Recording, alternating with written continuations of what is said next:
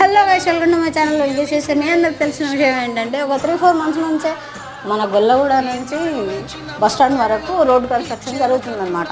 ఎన్ని మంత్స్ అయినా అది కంప్లీట్ అవ్వట్లేదు. దానికి తోడు మన షాప్ ముందే ఒక పెద్ద గుంత ఉందన్నమాట. ఆ గుంత దేనికంటే, ఇంతకుముందు మన జిహెచ్ఎంసీ వాళ్ళందరూ అక్కడ ఒక బోర్ వాడుకునే వాళ్ళు అనమాట.